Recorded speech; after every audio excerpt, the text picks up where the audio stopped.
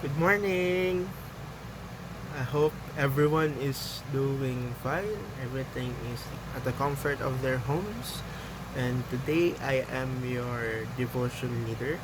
So I would like to invite you for a short devotion. So our title for the devotion this morning is Time for a Heart Check.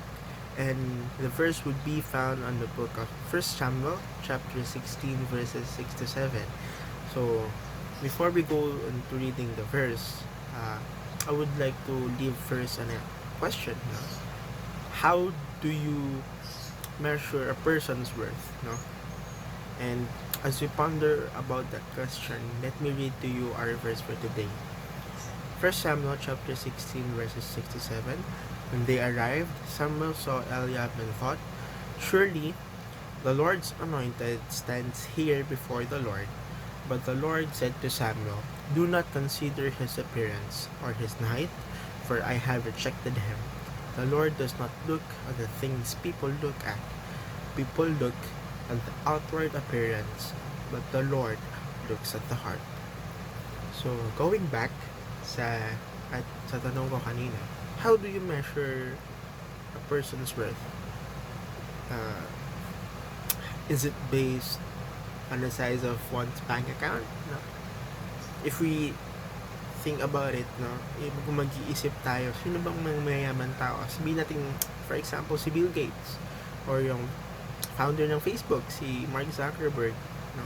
If wealth determines a person's worth, certainly yung mga taong yun have achieved the height of success. No?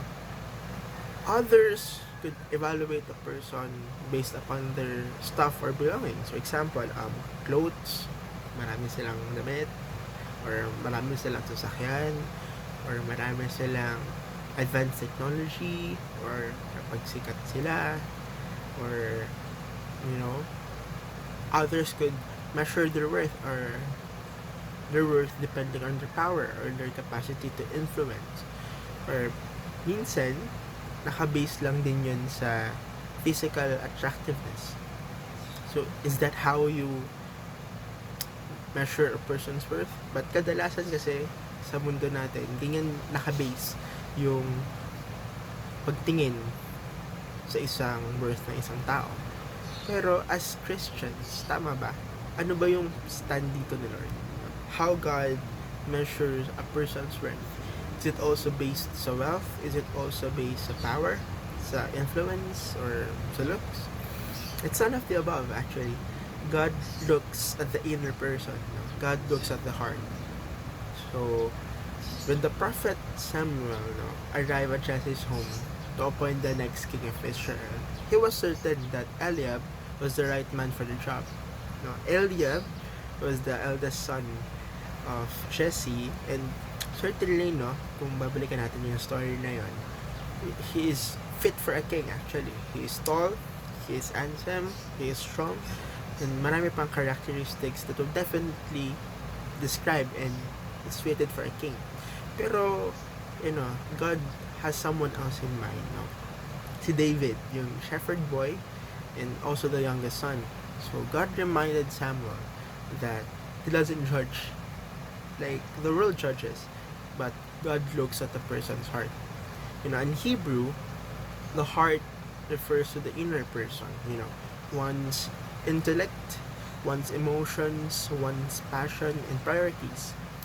Our heart is basically the essence of who we are. And no one knows our heart like God does. No? Sometimes in life, meron tayong ganong point, no? Na meron tayong reach pero hindi naman natin kailangan. Na, as said on Jeremiah 17:9, a heart is deceitful above all things and beyond cure. Who can understand it? Now, our hearts are not meant to be followed. It is meant to be led. No? And sometimes a heart wants what it wants, but a heart wants what it doesn't need. So, si Lord hindi ganon. Hindi lang siya, yung puso niya hindi siya nag-reach out kasi gusto niya si David. No? His heart reaches because he is calling David to be in a position that he knows David is needed for. So, ganun din tayo. No? Sometimes we live for others' affirmation, no? And it's okay.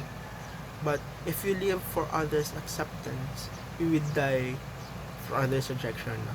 And if we live for God's acceptance, rejection of the world is nothing, no?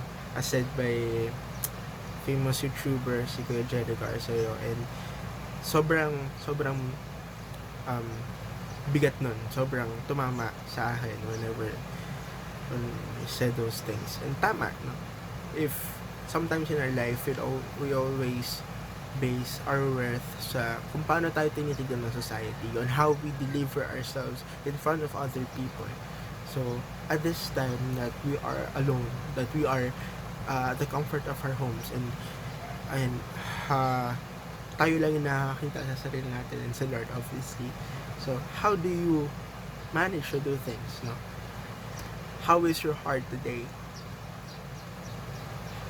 Paano mo pinapalago yung sarili mo without the affirmation of others? So a piece lang from devotion na don't let anyone tell you about your worth. You should depend and cling to what says who you are, because that is who you are, you know. Faith in Jesus can transform our hearts and lives into becoming the person God created us to be. So kung ano yung nilalaman ng puso mo, as I said, it is your own essence, and it describes your whole being for who you are. And God created us to be a person like Him, full of passion for people who wants to learn her word, who wants to hear her word. And we are merely instruments sa kanyang kingdom. So how is your heart today? And I hope that heart continues to serve for the Lord, heart that continues to love Him and to love others as He has loved us. So I hope this devotion speaks to you and continues to live with you throughout your lives, and continue to be safe as we face this quarantine season. And first above all, and excuse the higit po sa lahat, good morning and God bless us all.